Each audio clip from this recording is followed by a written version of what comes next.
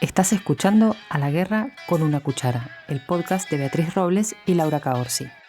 Aquí hablamos sobre alimentación y nutrición con una mirada independiente y transversal desde el periodismo, la sociología y la ciencia. Somos una mezcla ecléctica, una periodista y una tecnóloga de alimentos y dietista nutricionista con perspectivas complementarias pero convergentes.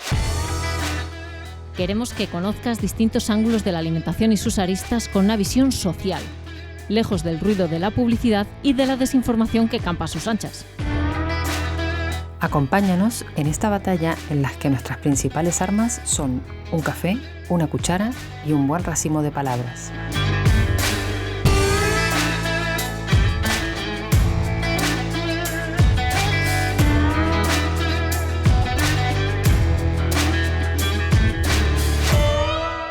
Aviso a navegantes.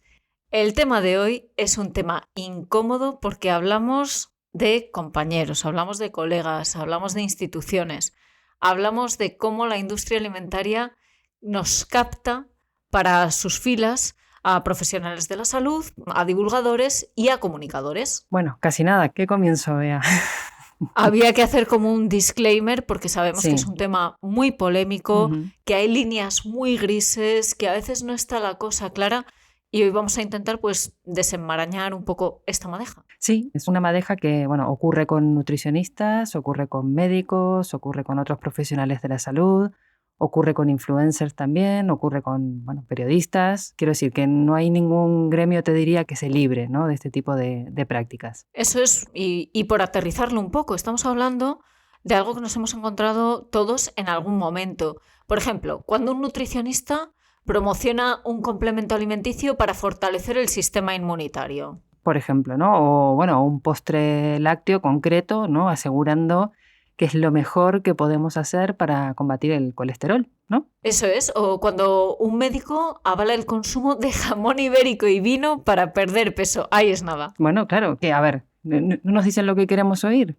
Pues eso. Y lo a gustito que estamos ahí. Lo gustito que estamos ahí. El hecho es que hoy, hay que decirlo, no íbamos a hablar de esto, ¿No? íbamos a hablar de otras cosas, pero resulta que tenemos un caso reciente, ¿no?, en España, que clama al cielo y que realmente no podíamos seguir hablando de otras cosas y hacer de cuenta que esto no está ocurriendo, ¿no? Exactamente. Es el lobby de la industria cervecera captando a sanitarios para enviar los siguientes mensajes. Hoy vengo a desmentir uno de los grandes mitos de la humanidad. ¿La cerveza engorda, sí o no? Si nos basamos en las calorías de una cerveza estándar de 33 centilitros, tiene las mismas que un plátano, un puñado de fruto seco. Y recuerda, todo abuso es malo.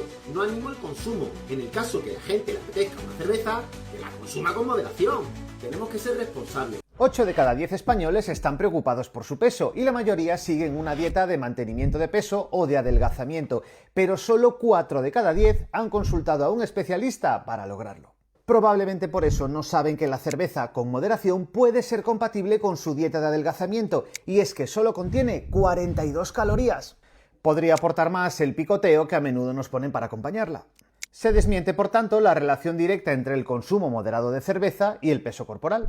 Bueno, hablamos de que vamos a analizar este caso que, como decíamos antes, no es único en la profesión, ni en esta ni en otras, pero que sí es llamativo por el tipo de producto, ¿no?, el que estamos hablando aquí, que es una bebida alcohólica, ¿no? Exactamente. Y hablaremos de por qué, aunque sea una cerveza sin alcohol, eso no exime para nada de la mala praxis que hay detrás de este tipo de publicidad. Y encontramos además, buscando, una entrevista que hizo Jordi Évole a Ricky Rubio hace relativamente poco, en julio. Este verano fue, sí. Este verano, exactamente. Y cuéntanos, Laura, ¿qué era lo que decía en esa entrevista? ¿De qué hablaba? Esto era muy interesante porque él contaba de una campaña que McDonald's le pagó a él por promocionar, creo que era una hamburguesa a €1, y que la cantidad de dinero que le pagó a lo largo de un año para hacer esa campaña, ¿no? Y en esa entrevista, Ricky Rubio reflexionaba, sobre el sinsentido que supone que un deportista anuncie comida rápida, ¿no? Y él decía una cosa muy interesante que, si te parece, la escuchamos, porque él dice una cosa, pero está claro que no. ¿Qué más cosas anunciabas, aparte del champú? Pues he anunciado comida del McDonald's, por ejemplo. ¿Cuál era la oferta de la hamburguesería que hacíais? Era Económicamente, dices. No, bueno, económicamente si me la quieres decir, no, Bueno, era en cuanto a... No, es que no me acuerdo, fue en el 2008, imagínate, ya vamos de 15 años, pero pues igual eran 60.000 euros un año de campaña, ¿no? O 70.000, no sé, no, al final. Pero para mí ya cobraba más que mis padres mucho y al final tenía que aceptarlo, ¿no? Pero era 1 euro y comprabas una hamburguesa y creo que... Esa era la oferta, 1 euro, una hamburguesa. Sí, y se aprovechan un poco muchas marcas y yo entiendo cómo funciona la publicidad, de que la sociedad o la gente te va a seguir solo porque estás triunfando en algo que no tiene nada que ver con mi marca. Y realmente quien tendría que anunciar comida tiene que ser un nutricionista o alguien que realmente entienda de eso. Bueno, como ves, él cuenta esto, ¿no? Que quién opina, quién debería anunciar comida es un nutricionista, pero estamos viendo que no necesariamente es así, ¿no? Al contrario, está claro que no, los nutricionistas, la labor de los nutricionistas, y lo extiendo a los profesionales sanitarios, no es hacer publicidad de determinada comida, porque al final lo que se está haciendo es apelar a la falacia de autoridad. Por supuesto, los nutricionistas, los sanitarios pueden hacer determinado tipo de publicidad. No vamos a decir nada si se hace publicidad de vegetales, de legumbres, de verduras, sí. Pero no hablamos de eso, hablamos de determinadas marcas específicas, de determinados alimentos, pero es que no están para eso, no están para vender cadenas de restaurantes o para vender marcas concretas de determinados tipos de comida. Bueno, lo que pasa es que también está esta delgada línea, ¿no? Que también lo hemos comentado en alguna ocasión, que separa la divulgación de la promoción, ¿no? Exacto. Una cosa es cuando tú divulgas o cuentas cuestiones que tienen que ver con alimentos o con patrones dietéticos, y eso es una historia. Y otra cosa muy distinta es promocionar un producto concreto, haciéndole pensar a la población general que ese producto concreto es indispensable para su salud, ¿no? O al revés, o que no pasa nada, que es inocuo, que no hay ningún problema con consumirlo. Justamente con la autoridad que te da la bata blanca, ¿no? Seas médico o seas nutricionista o seas profesional de la salud, ¿no? Esa autoridad moral, autoridad científica de la que gozas, ¿no? y que te permite, bueno, tener cierto predicamento entre la gente. Y claro, la industria alimentaria lo sabe, es perfectamente consciente de esto. Y lo fácil, lo habitual, es que vengan marcas a intentar seducirte. Hago aquí también una aclaración. Estamos hablando siempre de esas marcas, de las grandísimas corporaciones alimentarias que pretenden captar a los nutricionistas. No estamos hablando, pues eso, de legumbres o de verduras o de frutos secos, sino de esas grandes marcas que lo que quieren es cambiar los marcos o llevarte a sus marcos para integrarte dentro de estos. Juan Revenga, al hilo de esto, tiene un artículo muy interesante escrito en El Comidista y es un artículo en el que habla de la plata o plomo.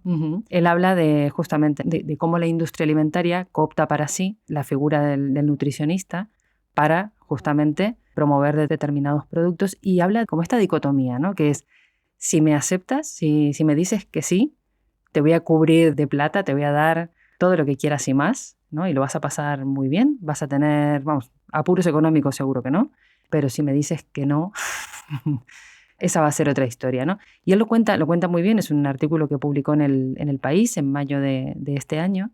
Y bueno, y cuenta, no sé si quieres leer un trocito de lo que él dice, claro, porque lo explica, perfectísimamente, ¿no? Cómo funciona este mecanismo. Lo que nos dice Juan es que en el caso de influencers o divulgadores de cierta visibilidad, no es infrecuente empezar con el envío periódico de productos o regalos corporativos, tipo merchandising, con el que se genera un vínculo de cercanía, afecto o incluso de compadreo, y reconoce que él mismo cayó en algún momento en esto.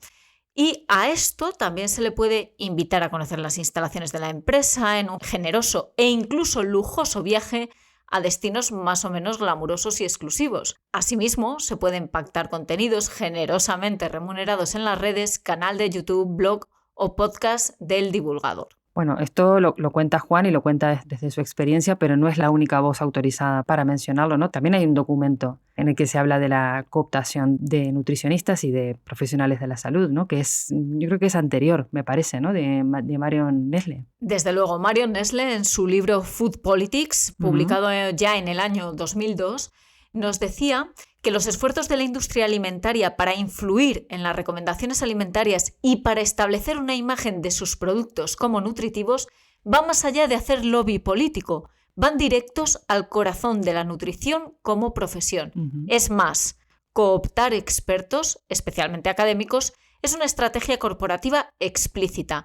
Y aquí es donde Nestlé cita una guía corporativa que habla de estas prácticas y a ver si nos suena o si se relaciona en algo con lo que dice Juan en ese artículo y con lo que podríamos hablar tú y yo y muchos compañeros de profesión.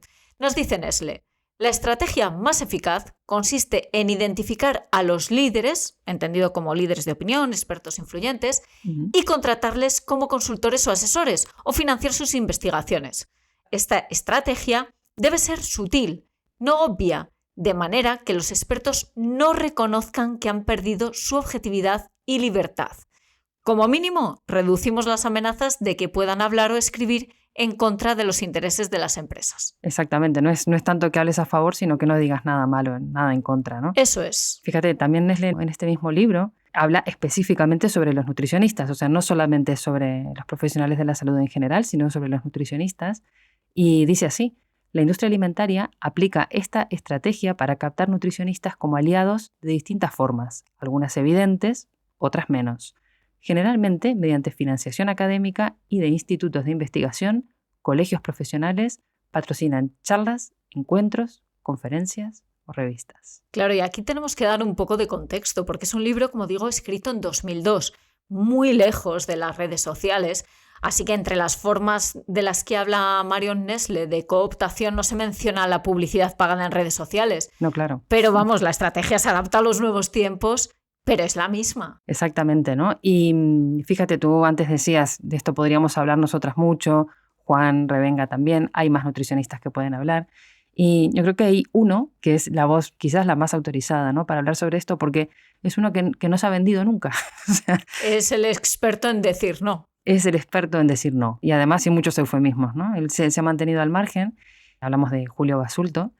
Y le hemos preguntado qué supone decir que no. O sea, qué le ha supuesto a él, ¿no?, que es un nutricionista muy reconocido, al que le han ofrecido muchísimas cosas, que no vamos a decir aquí, pero se las han ofrecido, y que siempre ha dicho que no. Le hemos preguntado qué supone decir que no. Vamos a escucharlo. Negarme a este tipo de tentaciones bien pagadas de la industria ha supuesto cosas buenas y cosas malas. Cosas buenas es que, bueno, he aprendido mucho y sobre todo me he rodeado de personas muy valiosas, como vosotras, como Laura Caors y Beatriz Robles, ¿no? Personas que no solo me aportan en lo personal, también me aportan mucho en lo profesional y me ayudan a crecer como sanitario. En cuanto a cosas negativas, pues ya os lo podéis imaginar, me cuesta llegar a final de mes. Es cierto que tengo 3 hijos y que, bueno, eso ya desde luego dificulta la salud económica. Pero que a una persona como yo, que ha escrito 11 libros y que está hasta en la sopa, le cueste llegar a final de mes, pues ya os hace a la idea de que, bueno, de que esa alejarte de los conflictos de interés no es algo fácil. De nuevo, gracias y de nuevo un fuerte abrazo. Bueno, clarísimo, como siempre, ¿no? Como suele ser, muchísimas gracias, Julio, por prestarnos tu voz y por poner las cosas tan claras en estos temas y por ser realmente un ejemplo de ética en la profesión, una profesión en la que los cantos de sirena suenan a veces muy fuerte y te hacen dudar de tus propios principios. Ahí tenemos a Julio para indicarnos cuál es el camino. Exactamente. Y muchas veces nos preguntamos, o incluso nos preguntan los consumidores, nuestros seguidores, si estas prácticas, este tipo de publicidad de alimentos insanos o incluso estamos hablando de bebidas alcohólicas por parte de sanitarios, ¿esto es legal? ¿No es legal? ¿Se puede hacer? ¿Dónde está el límite? Porque a veces parece que en las redes no hay ningún límite. Y para esto también nos hemos ido a preguntar a una voz experta, sí, que es el abogado experto en derecho alimentario Fran Ojuelos, porque queremos saber de verdad qué es lo que dice la ley sobre este tema. Vamos a escuchar a Fran. Hola Beatriz, Laura, qué honor poder participar en vuestro maravilloso podcast. Según lo veo yo, la Asociación de Efectos Saludables a Bebidas Alcohólicas con voluntad promocional, mercantil, y recordemos que esto es publicidad promovida por los propios productores de cerveza, la Asociación de Cerveceros de España, que incluso tienen una marca comercial que se llama Centro de Información Cerveza y Salud, es ilegal para mí. Está prohibida por el Reglamento 1924, expresamente en el artículo 4.3. Hay quien piensa que este reglamento solo regula el etiquetado, pero también lo hace específicamente con la publicidad si en ella hay declaraciones. Lo deja claro el artículo 1.2. Lo leo brevísimamente. El presente reglamento se aplicará a las declaraciones nutricionales y de propiedades saludables efectuadas en las comunicaciones comerciales, ya sea en el etiquetado, la presentación o la publicidad de los alimentos que se suministren como tales al consumidor final. Y también se aplica a los alimentos no envasados, que esto es algo que también parece que hay ciertas dudas. El presente reglamento se aplicará en relación con los alimentos destinados al suministro de restaurantes y otras colectividades similares que ofrecen servicios de restauración colectiva. Lo he resumido un poco. Si además lo hace un sanitario, sea titulado estrictamente o del área de formación profesional, que algún influencer famoso hay también en este caso, además de ser doblemente ilegal porque aplica también al sanitario el artículo 3D de la Ley General de Salud Pública, el principio de precaución con una sustancia que sabemos que está calificada como factor de riesgo de patologías graves y asociada a adicciones en un porcentaje bastante importante de la población, es contrario a la deontología sanitaria. Hay, por ejemplo, una resolución del Consejo General de Colegios Oficiales de Médicos, por ejemplo. Un abrazo muy fuerte y gracias por la invitación. Cuidaros mucho. Bueno, Fran, también muy claro, también muchas gracias por participar en el episodio de hoy, muy claro como siempre. Yo creo que también de las cosas que él menciona no solamente está la pata legal, ¿no? De lo legal o ilegal que sea, sino que también es antiético. Realmente es traicionar el propio código deontológico de la profesión. Exactamente, exactamente. Es que a veces, como le gusta recordar a Gemma del Caño, una frase que dice mucho y que me gusta mucho, es que la ética no se legisla, la ética no se regula. No se puede legislar todo, no se puede legislar los valores que tenga cada profesional, pero estamos hablando de prácticas que realmente van contra la ética y que van contra el código deontológico. Bueno, y que además, según nos explica Fran, que son ilegales, ¿no? Que no deberían producirse. De hecho, tan flagrante es esta campaña de la que empezamos hablando ahora al inicio del episodio de hoy, esta de la cerveza, que es el tema que nos ocupa el día de hoy. Tan flagrante es que incluso se ha pronunciado sobre esto el secretario de Estado de Sanidad, Javier Padilla, que hace muy poco, compartió un mensaje en sus redes sociales, en Blue Sky concretamente, y quejándose, ¿no? Y llamando la atención sobre esto, diciendo, profesionales sanitarios y divulgadores del ámbito de la salud haciendo colaboraciones pagadas, es decir, publicidad, con la patronal de la industria cervecera. O sea, él explicaba que estaba pasando esto y se refería a esto como un retroceso deontológico, ¿no? Exacto, y además compartía una imagen también en ese post de Blue Sky que era muy llamativa y muy paradigmática de lo que está pasando. Descríbenos la imagen, Laura, porque mejor que tú nadie para explicar con palabras a vosotros que no nos podéis ver ahora mismo en qué consiste esta imagen. Pues mira, lo que compartía Javier Padilla era un anuncio de tabacalera de principios de los años 70, que tiene un montón de texto ese anuncio, pero que venía a tirar de la idea de la investigación y de la benignidad del producto, ¿no? O sea, investigación científica y benignidad. Y ese era el binomio con el cual se impulsaba las bondades, supuestamente, de fumar, ¿no? Recordemos que era un anuncio de tabacalera. Sí. Y que viene a decir unas cosas que igual son un poco más heavy, ¿no? Que del modo en que se presentan hoy. Hoy andamos con un poquito más de eufemismos, pero si bien es más directo, viene a decir lo mismo. Y voy a leer un trocito de esto, ¿no?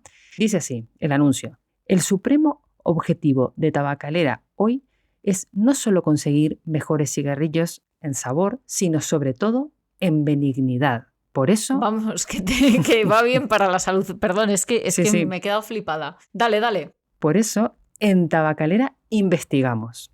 Perseguimos que nuestros cigarrillos mantengan, con el máximo de placer para el fumador, óptimos índices de inocuidad. Pero nuestros esfuerzos, los de Tabacalera, de nada valen sin su cooperación, la de usted, la de su voluntad. O sea, directo, ¿eh? ¿Cómo? Marcándose un número de cigarrillos, no pasando el umbral del exceso, porque todos los excesos son malos, porque el exceso, el abuso y la inmoderación no los pone Tabacalera. Ayúdenos, ayúdese. Hagamos entre ambos, entre usted y Tabacalera, un tabaco cada vez más benigno. Y me vas a perdonar, pero no sé en qué se diferencian estos argumentos de los del lobby de las armas cuando dicen que lo que matan no son las pistolas o las escopetas o cualquier tipo de armas, sino que matan las personas, ¿no? El Claro. uso que tú hagas de ella. No mata el tabaco, sino que necesitamos su cooperación, la de su voluntad, marcándose un número de cigarrillos. La inmoderación no los pone tabacalera. Es que me parece exactamente el mismo argumento adaptado una y otra vez según la industria de la que se trate. Es que son dos industrias que son concomitantes, ¿no? Que tienen una génesis Sí. que está muy entrelazada. Cuando hablamos de la industria alimentaria y de la industria del tabaco, por alejadas que puedan parecer, Sí. es que no están tan alejadas. Y Ujú. tenemos un ejemplo clarísimo. Philip Morris, la mayor empresa tabacalera mundial en ventas en 2023, según Statista, adquirió en 1985 General Foods y en 1989 compró Kraft y las convirtió en 1990 en Kraft General Foods. O sea, compró dos de las empresas más potentes en ese momento de alimentación. Y hablamos de Philip Morris, la grandísima tabacalera. Ya en ese momento, en un artículo publicado en el Washington Post en 1988, se decía: la industria alimentaria, incluyendo empresas como Kraft, fue vista por las compañías tabacaleras como un sector estratégico, porque sus habilidades de fabricación, marketing y distribución eran similares a las usadas en el tabaco. Bueno, no hay más preguntas, señoría, ¿no? Exactamente. Y esto es que se refleja académicamente, lo podemos ver en libros como Mercaderes de la Duda, del que ya os hemos hablado en la temporada anterior, sí. Eso es, porque ahí se describe muy bien. Desde 1953 había pruebas de que el tabaco era cancerígeno y, por supuesto, los estudios posteriores lo confirmaban. Así que en Estados Unidos, ¿qué pasó? Que se empezaron a dar pasos para intentar restringir el uso del tabaco, al menos en espacios cerrados, y ahí la industria tabacalera puso su maquinaria a funcionar. Contrataron a científicos para desacreditar la ciencia, porque si había ciencia que confirmaba que el tabaco era perjudicial, se podía hacer dudar y promocionar ciencia que les fuera favorable. Claro. A ver, esto es lo de siempre, es la instrumentalización, ¿no?, del conocimiento científico, del método científico o de ese halo que tiene de autoridad la ciencia, las personas que están investigando, las que estudian, las que pueden manejar datos objetivos, es instrumentalizar todo eso para convertirlo en un eslogan publicitario o para tranquilizar a la población o para quitarle hierro al asunto y hacer creer que algo es mejor de lo que es, ¿no? Eso consiste en generar duda, más que en generar un cuerpo de estudios científicos que vayan a su favor, es más bien generar una duda, hablar de otros factores que también pueden afectar a ese desarrollo de cáncer, como la dieta, la contaminación, fingir que crees en la ciencia sólida y por eso presentas estos otros estudios científicos que refutan lo que aparentemente es un consenso, pero no hay tanto consenso. Claro.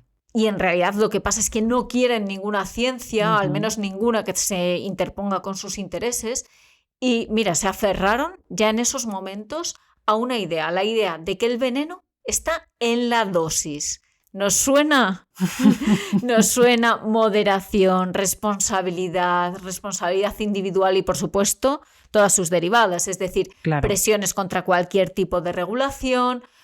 El asunto crucial es la libertad individual y así incluso reflejaban algunos informes. Uno muy conocido, el Forest, redactó Lord Harris, un economista arquitecto del thatcherismo, redactó el prólogo de este informe e indicaba que los no fumadores tienen tanto que perder como los fumadores si se establecen limitaciones al tabaco, porque el objetivo es controlar tu vida, ¿no? El Estado quiere controlarte. Así que... Me suena todo tanto. ¿Verdad? La libertad, hablamos en el episodio anterior, también es que nos lleva todo a lo mismo. Sí. Esa idea de libertad individual por encima de cualquier otra consideración, como que el Estado de Derecho no se basase en la limitación de las libertades para poder convivir con el resto de ciudadanos. Bueno, la responsabilidad social, ¿no? Sin ir más lejos. Exactamente. O sea, no hay que pedir demasiado, ¿no? Pero fíjate que en todas estas lógicas se utilizan a los profesionales de la salud, a los científicos o a los nutricionistas, en este caso, que es de lo que estamos hablando hoy, como un instrumento, ¿no? Porque es utilizar a un profesional como una herramienta para conseguir un fin, ¿no? Claro, prestarse a esto supone, digamos, hacerle el juego o seguirle el juego, venderse al juego de estas industrias, ¿no? Que son muy despiadadas cuando quieren serlo.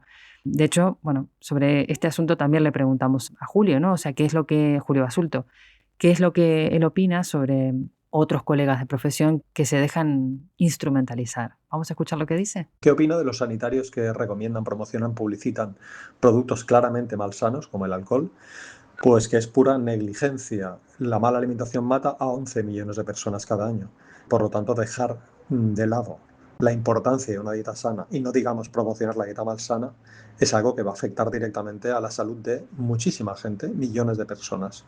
En cuanto al alcohol, sabemos que es una sustancia adictiva, que mucha gente que está tomando alcohol con, entre comillas, moderación, acabará desarrollando una dependencia alcohólica de muy difícil abordaje. Sabemos que el alcohol es cancerígeno incluso a dosis bajas, eso incluye, por supuesto, la cerveza o el vino. Sabemos que la mitad de las mujeres embarazadas no saben que están embarazadas en el primer trimestre y que el alcohol es tóxico directo para el feto. Que las personas que tienen hipertensión arterial o una de las otras patologías, de las muchas patologías en las que está contraindicado el alcohol, pues van a acabar empeorando su enfermedad a causa del consumo incluso bajo de alcohol, que es incompatible con muchos fármacos, que muchas personas conducen bajo los efectos del alcohol y acaban matando a personas inocentes o a ellas mismas, está implicado en la violencia de género, etcétera, etcétera. Por lo tanto, un sanitario promocionando el alcohol es como un bombero promocionando que tú fumes en un bosque y que tires la colilla. Julio lo ha dicho, es negligente hacer este tipo de publicidad. Y cuando hablamos de venderse a la industria, lo que estamos hablando es de renunciar a unos valores que inicialmente tú tenías y por los que el público ha depositado, tus seguidores han depositado su confianza en ti, porque parecías una persona incorruptible dentro del mundo sanitario, que les dabas por eso una confianza añadida, y en un momento dado cedes toda esa confianza, vendes toda esa confianza y esos valores que inicialmente tenías o que inicialmente por tu profesión se te presuponen y se lo vendes porque tiene un precio a esta industria alimentaria. Es que de hecho traicionas la confianza, ¿no? Que es el sinónimo de defraudar, ¿no? O sea, tú terminas defraudando a la gente que te sigue y que confía en ti y que te toma como un prescriptor o prescriptora de opinión para tomar decisiones sobre, nada más y nada menos que qué va a comer o qué va a dejar de comer o cómo va a comer o cómo se va a comportar ante determinados tipos de estímulos publicitarios, por ejemplo, ¿no? Eso es. ¿Y qué está haciendo la industria con esto? Hacer que juguemos dentro de sus marcos. Otra vez, dentro de sus marcos. Los mismos de siempre, que es, al final es que es tremendo, ¿no? O sea, que seguimos siempre una y otra vez como el hámster en la ruedita, ¿no? Girando sobre los mismos conceptos, los de la moderación, lo del equilibrio, lo de la responsabilidad que recae sobre el individuo, no sobre el colectivo, lo de usted decide o tú decides lo que vas a comer.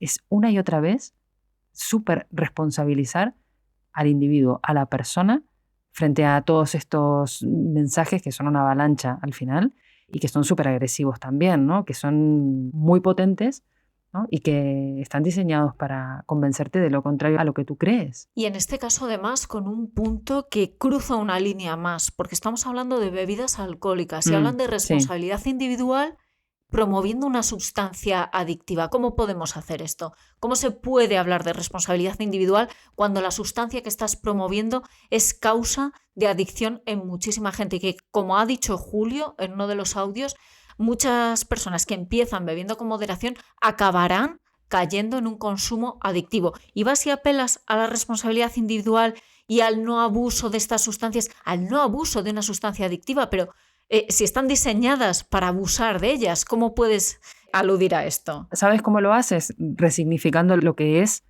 una droga, lo que se entiende por droga, lo que se entiende por adicción, lo que se entiende por una sustancia que, como tú bien estás diciendo, es adictiva, es potencialmente adictiva, además de dañina, ¿no? Sobre esto, me parece muy interesante, habla mucho Ollán Iturbide, que es biólogo clínico, él es máster en comunicación científica y además, como él mismo se presenta, es editor y adicto recuperado, ¿no? Él es editor de Yonky Books. Y él tiene una cuenta en Instagram donde va explicando este tipo de cosas y hay un post que publicó no hace mucho en el que habla justamente de esto, de cómo la moderación, la resignificación del alcohol, de lo que se concibe como droga y de quitarle importancia, sobre todo al consumo, no pasa nada, es, bueno, básicamente esto es inocuo, no tiene ninguna consecuencia para ti. Bueno, cómo esto hace que terminemos trivializando este consumo, bueno, normalizándolo, ¿no? También un poco como hablábamos en el primer episodio de esta temporada. Vamos a escucharle. El Estado te está drogando, pero tú no te enteras de nada. ¿Te has dado cuenta de que nunca llamamos droga al alcohol? Fíjate, en el imaginario colectivo, droga es lo que consume, bueno, el otro, ¿no? Es algo que hay que esconder, lo que se relaciona con pobreza, incluso con lo marginal. Nadie piensa en un Rioja como una droga, y tampoco meten en el mismo saco un porro y una copa de champán. Y sin embargo, si lo analizamos desde la evidencia clínica, el alcohol es la sustancia con mayor impacto en términos de mortalidad y de coste sanitario en el mundo. ¿Y qué hace una administración cuando una sustancia es capaz de generar tantísimos impuestos? Pues obviamente la redefine y así pasa de ser una droga a ser parte de nuestra tradición y de nuestra cultura. Es muchísimo mejor tirar de cinismo e invertir en campañas que te digan: oye tío, bebe con moderación. Y así de paso ponemos la responsabilidad y la culpa sobre las personas mientras protegemos la estructura de los huevos de oro. Bueno, yo creo que él es muy claro, más que lo que podría ser yo. Pero también hay una cosa, y aquí esto te lo pregunto a ti, que eres la nutricionista del tándem. Él habla del alcohol y estamos hablando en este podcast y en este episodio del alcohol. Pero, ¿qué pasa si esta publicidad o esta difusión en redes es con bebidas no alcohólicas, ¿no? Por ejemplo, la cerveza sin alcohol. ¿Esto es inocuo? ¿Esto da igual? ¿Es menos grave? No sé cómo no sé cómo lo ves tú. Claro, la cerveza sin alcohol, que es el objeto de este podcast, porque ha sido una campaña muy potente y muy controvertida, podríamos pensar que no tiene ningún problema, porque es verdad que son profesionales sanitarios promocionando una bebida sin alcohol y nada más lejos de la realidad. Da igual que sea sin alcohol. Para apoyar esta idea de que no importa que sea sin alcohol porque forma parte realmente del imaginario de bebidas alcohólicas, tenemos varios estudios científicos. Los dejaremos, como siempre, todos los enlaces en la descripción del episodio para que podáis acceder, leer y profundizar en el tema del que estamos hablando. Tenemos un estudio del año 2022 en el que se habla del marketing con influencers, es decir, exactamente lo que estamos viendo, marketing de cerveza sin alcohol, y se asocia a la intención de comprar alcohol en adolescentes.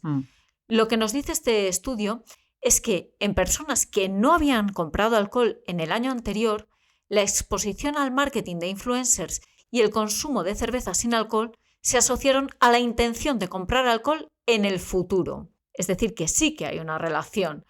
Eso por un lado en personas sanas, también en personas que tienen un alto consumo, que incluso hay una adicción, que ya estaríamos hablando de otra cosa, pero puede aumentar el impulso de beber, el tomar cerveza sin alcohol y ver este marketing de influencers, puede aumentar el impulso de beber, la activación del circuito de recompensa, contribuir a recaídas. O sea que sería como una puerta de entrada, ¿no? Exactamente, y de hecho, como puerta de entrada se describe en otro estudio en el que habla también específicamente sobre adolescentes. Lo que nos dice este estudio es que los adolescentes pueden utilizar las bebidas sin alcohol o con bajo contenido en alcohol para experimentar con conductas de riesgo como una alternativa al alcohol. Porque, claro, un adolescente sabemos que la búsqueda de aceptación social, el deseo de nuevas experiencias es uno de los puntos claves de su desarrollo. Y nos dice el estudio también que dado que estas bebidas pueden actuar como puerta de entrada a las bebidas alcohólicas, las personas más jóvenes se acostumbran al sabor, al olor, a la marca. Nos dice el estudio que las bebidas sin o bajas en alcohol podrían contribuir al inicio del consumo de alcohol en adolescentes jóvenes. ¿Sabes de qué me estoy acordando ahora que hablas de esto? Yo no sé si te acuerdas de unas chocolatinas que habían que tenían forma de cigarrillos.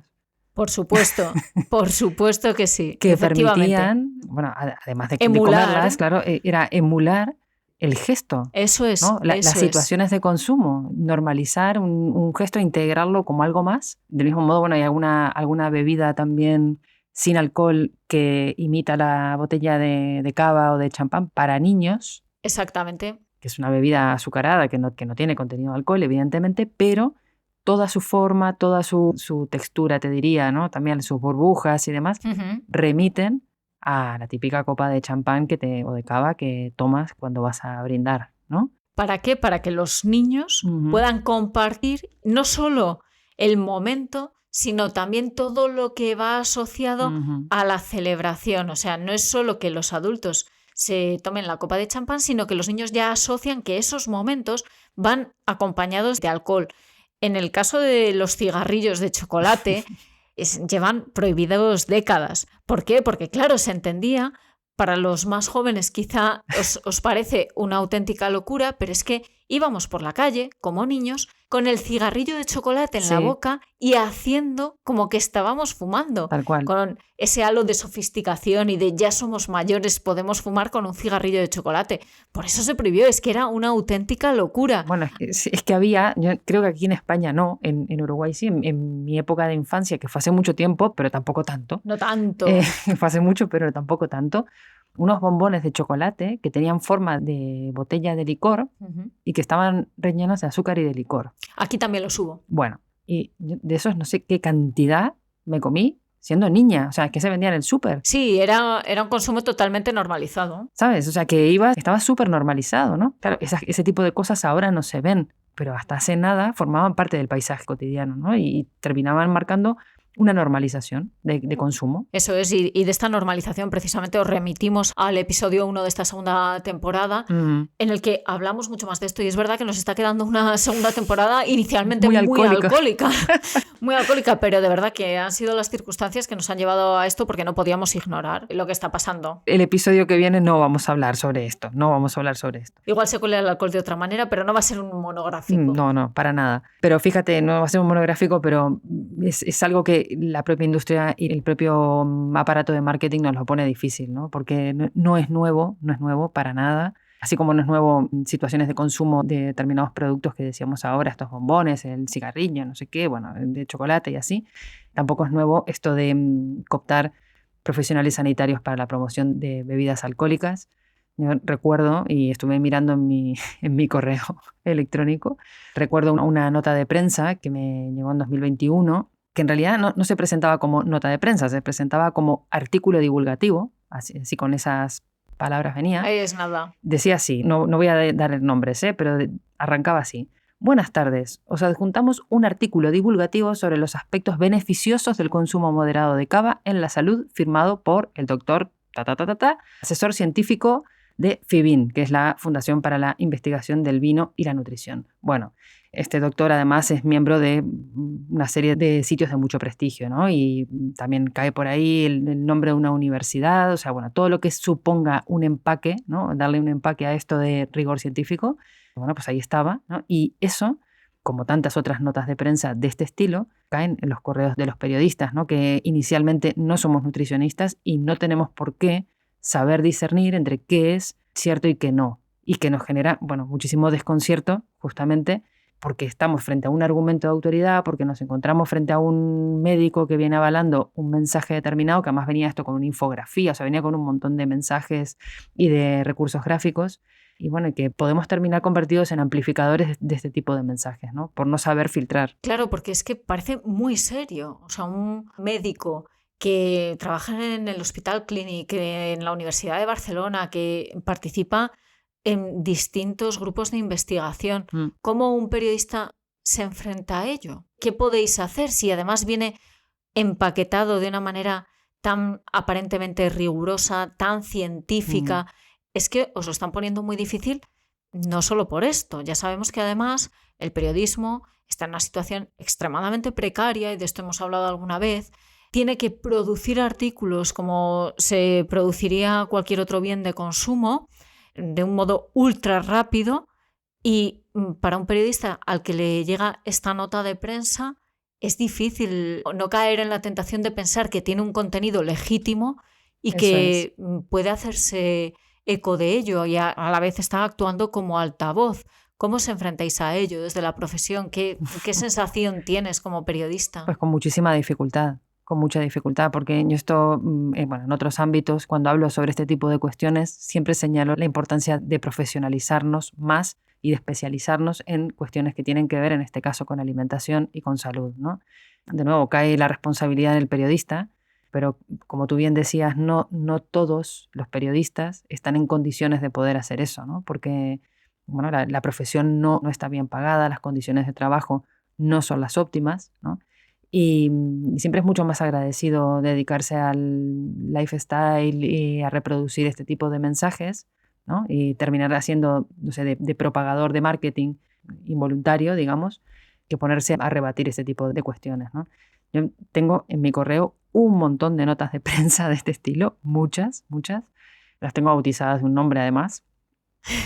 Que nos daría para una sección recurrente, yo creo. Podemos darla por inaugurada. Sí, podría ser, porque, mira, yo las llamo potas de prensa, en lugar de Potas notas. Sí, de potas. prensa. Bueno, para quien nos escuche desde fuera de España, potar es vomitar, ¿no? Entonces, bueno, las llamo potas de prensa porque es lo que son, ¿no? Realmente tienen ese valor y ese contenido nutricional. Y bueno, y abundan, ¿no? Inundan nuestros correos electrónicos, inundan nuestros móviles, inundan las llamadas que recibimos o las presentaciones a las que nos invitan y demás, y terminan moldeando el tipo de mensajes que salen, ¿no? Y claro, con el agravante de que cuando es un periodista, el que, por ejemplo, se hace eco de esta información, ya no está percibido por la audiencia como publicidad. Sino como información. Claro, se camufla de información, ¿no? Porque lo está contando un periodista en un medio, en una cabecera, en la que, en principio, tenemos confianza, ¿no? Como lectores o como audiencia, ¿no? Es un mecanismo bastante perverso, pero que también está a la orden del día.